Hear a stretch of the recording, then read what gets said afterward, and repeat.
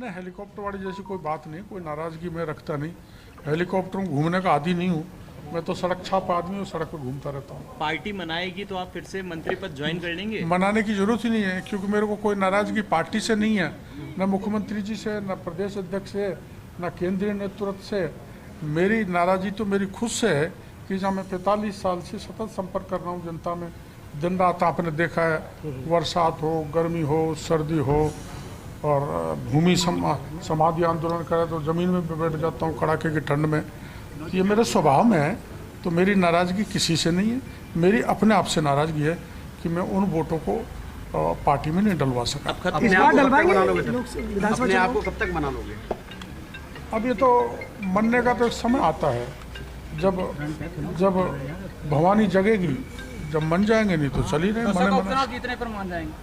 ना ना ना ना, दौसा को चुनाव तो हम जीतेंगे, इसमें कोई संदेह नहीं, वो हमारी जिम्मेदारी है। लेकिन एक क्रीमी लेयर की एक मैं बात बताना चाहता हूँ जो हटकर है। सारे देश में जो आंदोलन चल रहा है, मैं सुप्रीम कोर्ट की भावना के साथ हूँ, ये मेरा व्यक्तिगत राय है। इसलिए साथ हूँ कि मेरे गांव में मैंने उदाहरण दिया था, एक व्यक्ति 30 साल से पहाड़ खोद के मजदूरी करके पेट पालन कर रहा है, उसके बेटे भी उसी ढर्रे पर है, मेरा पड़ोसी, और मैं डॉक्टर भी बन गया, मेरा भाई RS IAS भी बन गया, मैं MLA मंत्री भी बन गया, लेकिन वो अभी तक नहीं बन पाया, उसको मौका मिलना चाहिए।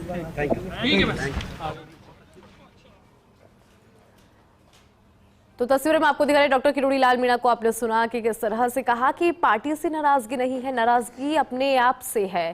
क्योंकि जब उनसे पूछा गया कि अगर पार्टी आपको मनाती है तो क्या फिर से आप मंत्री पद ज्वाइन करेंगे, तो उसको लेकर ही उन्होंने ये जवाब दिया।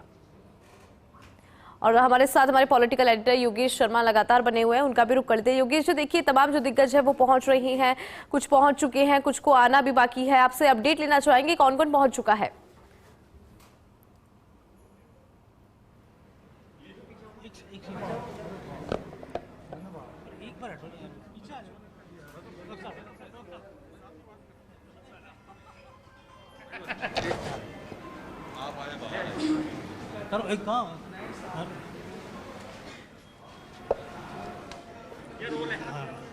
डॉक्टर साहब हमारे साथ है, और जिस तरह एक तो सबसे बड़ी सवाल यही कि कल भारत बंद का आह्वान है, ऐसी स्थिति तो आपके भारत बंद का आह्वान किया जा रहा है, कोई इशू नहीं है, उसको इशू बनाया जा रहा है, केवल मात्र राजनीतिक फायदे के लिए है।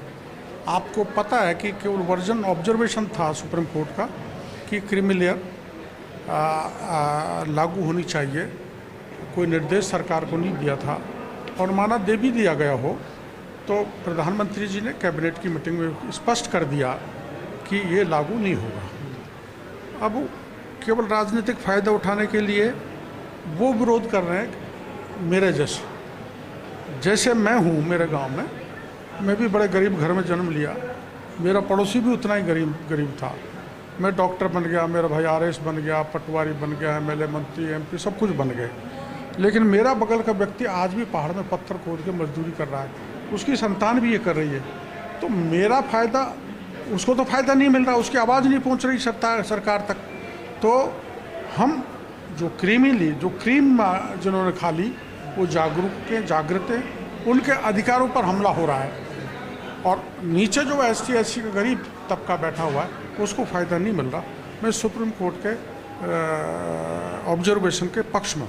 अभी केंद्रीय मंत्री अर्जुन राम मेघवाल जो लॉ मिनिस्टर भी हैं, उनका ये कहना है कि विपक्ष भ्रम फैला रहा है, राजनीति कर रहा है इस पूरे मामले में। इसमें कोई शक नहीं, अर्जुन जी ने सही कहा है कि जब कोई बात ही नहीं रही, एक ऑब्जर्वेशन सुप्रीम कोर्ट ने दी और उसको निर्मूल कर दिया कैबिनेट ने प्रधानमंत्री जी की अगुवाई में, तो देश की जनता भी, प्रदेश की जनता भी समझती है, मान के ऐसा चल रहे हैं कि जैसे जनरल लोकसभा के इलेक्शन में माहौल बिगाड़ा कि अब मोदी जी ST SC का आरक्षण ख़त्म कर देंगे, वैसा कोई माहौल बना के राजनीतिक फ़ायदा लेना चाहते हैं।